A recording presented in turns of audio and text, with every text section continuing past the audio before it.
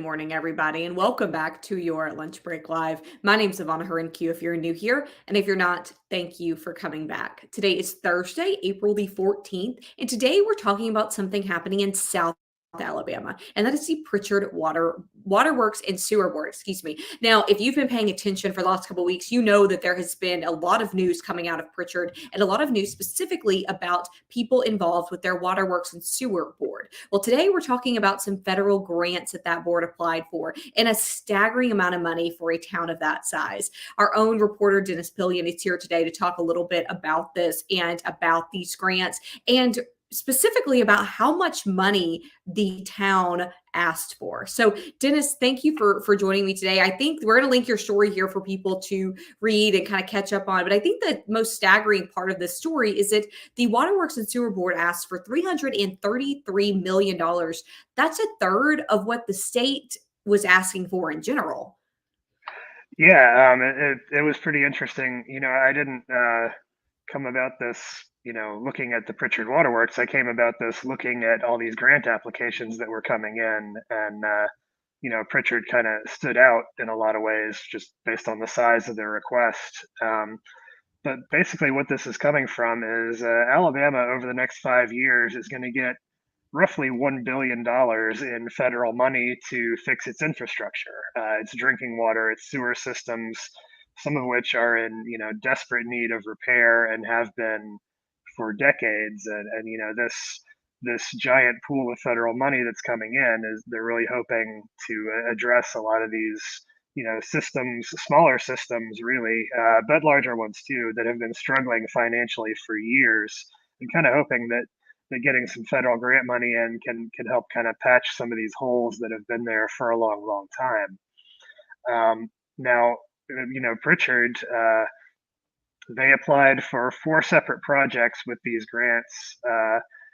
And like I said, we only have $1 billion total, and Prichard requested 333 million, which would be a third of the statewide total, for projects in that city.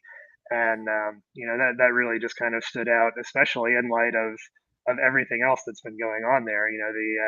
The FBI and the Mobile County Sheriff's Office raided the Waterworks office. In fact, just a few weeks after these requests were filed, there have been a lot of allegations of corruption and theft involving the Waterworks board.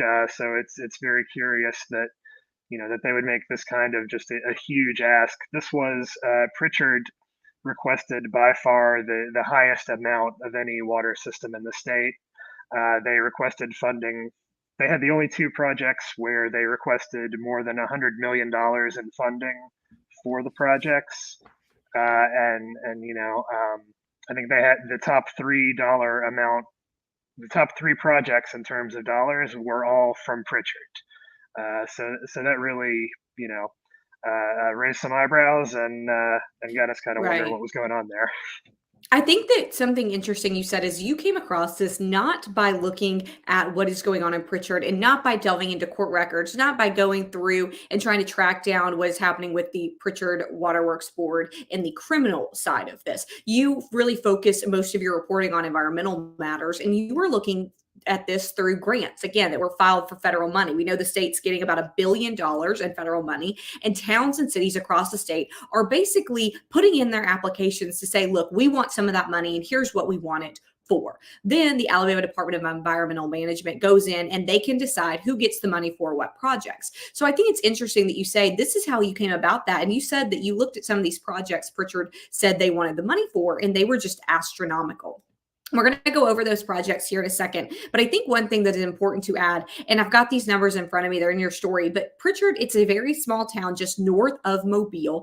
And the population there, according to the 2020 census, is 19,322. So that's less than 20,000 people in this town. Again, they were seeking $333 million, which means if you do the math there, that application for that amount of money would equal to about just a little bit over $17,000 for every person in that city. That is a crazy amount of money, Dennis. And I know you said that that's kind of why it caught your eye. Then you add in all of the criminal charges and the raids and the drama that is facing the board, especially a former manager of that board, Nia Bradley, who has been arrested and charged with theft of property and aggravated theft by deception. So Dennis, let's talk about these projects. Let's talk about what Prichard filed for. And again, you did say that these grants came in before the criminal investigation was publicly announced. Right. So we at this point, we only have a little bit of information about these projects, really only the project title. This was all pulled from a spreadsheet that is publicly available through the Alabama Department of Environmental Management's website. So at this point, there are 538 projects, I believe, listed, and we only right now have the titles of those projects. So some of those are a lot more specific than others from the different water systems that came in. The sewer project, I believe, was $135 million, and I think that was just called. That's called I'm citywide sewer extension. I've got your reporting in front of me. There we That's go. citywide Citywide sewer extension. extension. Yes. So that I know sewer extensions can be very, very expensive, but $135 million seems like a lot. Then they also requested $100 million for, I believe, leak repairs. I think if that was the second project, check me on that. Yeah, for repairing leaks in water lines, that's 100 million. And then that last project was 76 million for system-wide project improvement. And Dennis, you were telling me before we even got started here that that's really all we know about these projects. It was basically a one-line title of the project, and there weren't any type of details provided. There weren't quotes from, say, companies that would actually come in and do the repair work or do the extension of the lines. This was just basically a line saying, we want this money. Here's what we're going to do with it in 5 words or less. I'll say that's all that we know right now. The Alabama Department of Environmental Management, which is handling these grants and deciding which ones are going to get funded and in what amounts, they have all the grant applications, and I'm sure we'll be able to get that information from them, especially for the projects that do actually get funded. But for right now, the main list that's on the ADEM website just includes that project title. So the details. We don't know at this point. We will request and we'll try to get more information there.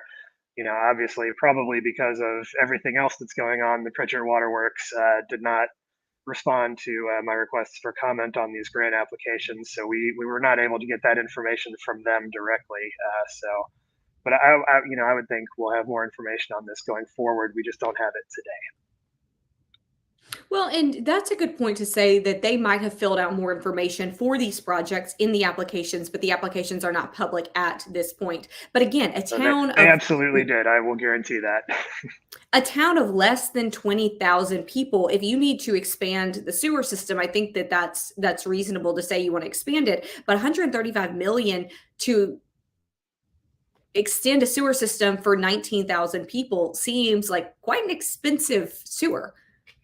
Yeah, and that's part of the tricky part of this whole situation is because, the Prichard Water Works, they've had some well documented struggles with finances and with budgets, and I'm sure there are very legitimate needs that city has, and they would probably, maybe be a good candidate for some grant money to fix some of those, but obviously the amounts that were, down that were applied for were far too high for what a city of that size should probably expect to get, given they're not going to get a third of the total amount going to the whole state.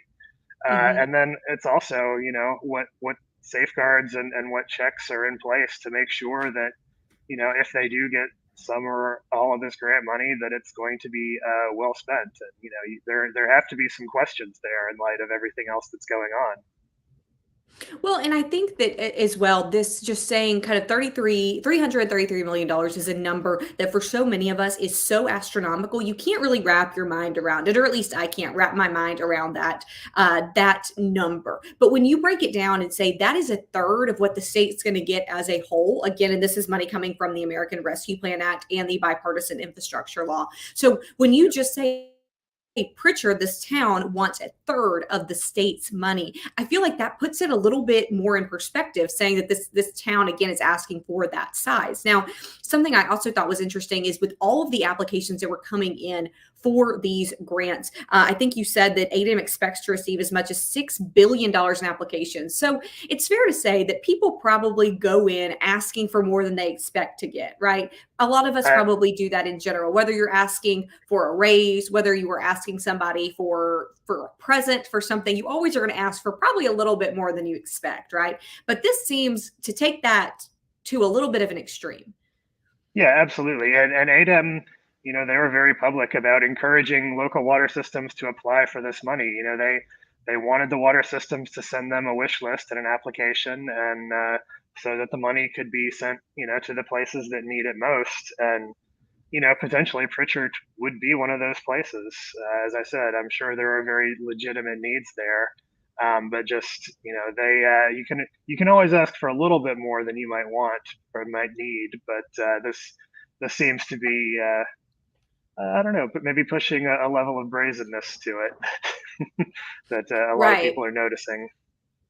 Well, and Dennis, you probably have a much better idea than most of us about exactly how much these types of things cost. Again, I know you cover environmental issues.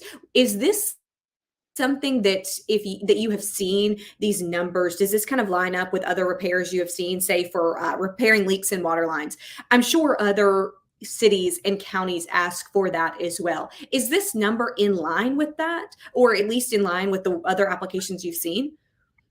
So honestly, the best source that I would have for that is the list of projects from ADEM, and that's something we're going to be following as this grant process goes forward. What are these some of the big ticket projects that the cities and municipalities are applying for funding for? What impact is this money going to have on Alabama? Are we going to be able to fix some of our issues that we've had for a long time, especially, when you look at places like the Black Belt, when you look at places that have had really serious drinking water and wastewater challenges for decades, but never had the funding to fix it. This combination from the American Rescue Plan and the bipartisan infrastructure law, this could provide the funding, the means to fix some of these problems that we've been dealing with for decades. But in terms of cost, I guess, unfortunately, one of the poster children for wastewater problems in Alabama has been Uniontown. There have been a lot of efforts to repair that system, to try and fix that system. They've had some federal grants in the past that reached into the millions of dollars. There was I believe, a $30 million give or take plan in place for Uniontown that is still kind of being hammered out with the U.S. Department of Agriculture and some other, state and local and entities that are contributing funds to that problem. But again, that's $30 million for a system that has had really really well documented problems and a lot of you know natural challenges just because of the soil and the environment, and they're just the rural conditions they have there in Uniontown. I would say Prichard is a little bit different situation. I'm sure they are, they have challenges, obviously, but yeah, I would. It's hard to say really without knowing what's in all of those projects, whether I guess whether that's a reasonable estimate or not, or whether they just picked a number out of the sky.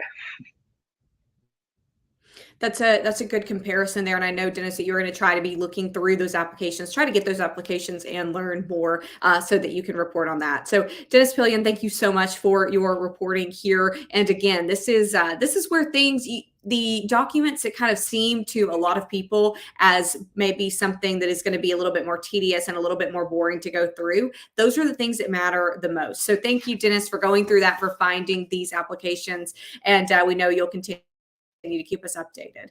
Everybody watching, thank you so much. We'll see you tomorrow.